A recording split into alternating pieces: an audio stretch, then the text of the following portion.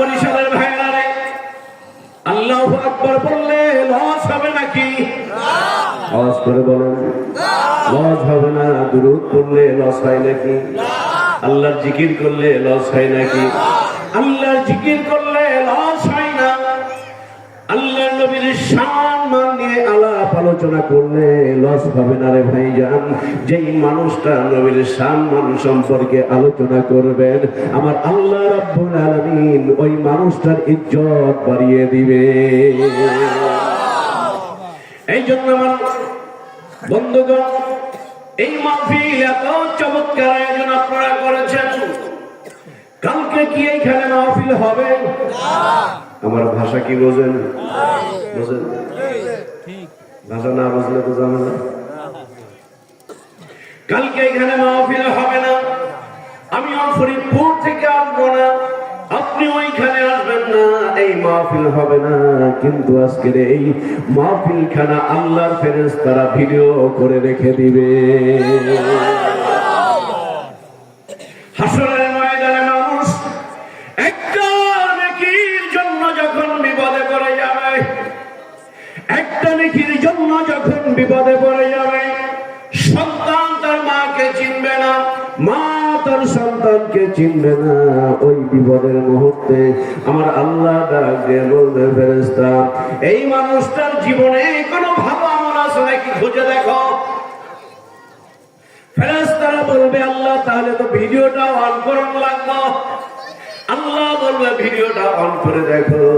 ও বন্ধুরে, আল্লাহর ফেরেশতারা ভিডিওটা অন করে দেখবে। এই বরিশালের আজকের এই মাহফিলটা আপনার জীবনে স্মৃতি হয়ে আছে। আল্লাহ ডাক দিয়ে বলবে, ফেরেশতারা রে, এই মানুষটার জীবনে দেখো কত সুন্দর একটা আয়োজন। আশেপাশের মানুষগুলো দোকান পাটের সময় কাটিয়েছে, কিন্তু আমার বান্দা ও চায়ের দোকানে আড্ডা না মেরে আলেম ওলামার কথা শুনেছে, প্রধান মেহমানের অপেক্ষায় বসেছিল, প্রধান অতিথির অপেক্ষায় বসেছিল। এ আমার রহমতের ফেরেশতা, আমি আল্লাহ আমার কুদরতি দ্বারা জোশ পয়দা হয়ে গিয়েছে, তোরা সাক্ষী থাক। আমার এই বান্দাকে, এই বান্দিকে আমি আজকে এই বিপদের দিনে মাফ করে জান্নাতুল ফেরদাউসের মেহমান বানায়া দিলাম। এই জন্য বন্ধুরা, বাবা যারা রাস্তা ঘাটে দোকান পাটে বসে আছেন, আমি অল্প কয়েক মিনিট আপনাদের নিয়ে পর্যালোচনা করব একটা বিষয়ের উপরে। আমি অনেক দূর থেকে এসেছি, 100 মাইলের উপরে।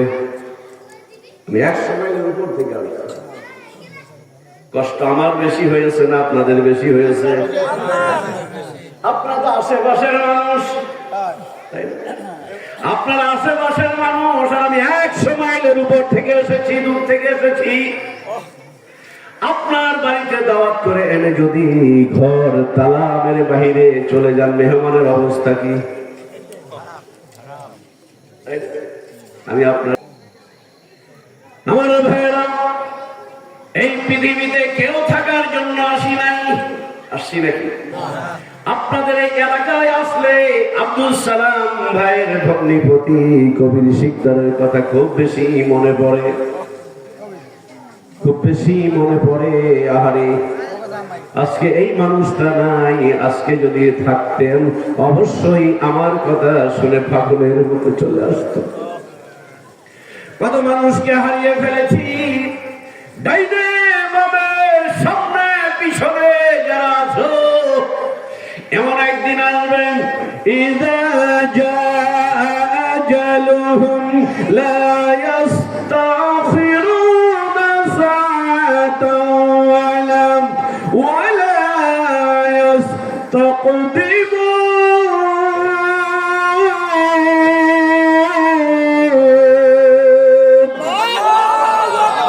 মৃত্যুর সময় যখন তোমার ঘনিয়ে আসবে, একটা সেকেন্ড তোমাকে সময় দেওয়া হবে না, ঠিক কিনা বলো? করেন যদি কেউ তেলাওয়াত করতে নাও পারেন, অন্তত ঠোঁটটা নাড়ান। যে আমি পারছি না, ঠোঁটটা নাড়াচ্ছি। আল্লাহ বলবে কি রে ফেরেশতা, ও তো ঠোঁট নাড়াইতেছে, কিছু পারে না। ফেরেশতারা বলবে আল্লাহ ও পারে না, আফসোস করে যারা পারে তাদের সঙ্গে ঠোঁটটা মিলাচ্ছে। আল্লাহ ডাক দিয়ে বলবে রহমতের ফেরেশতা সাক্ষী দাও, যারা পড়ছে তাদের যেই পরিমাণ সওয়াব আমি আল্লাহ দিলাম, যারা ঠোঁটগুলো নাড়াচ্ছে আমি আল্লাহ সেই পরিমাণ সওয়াব ওদেরকে দিলাম।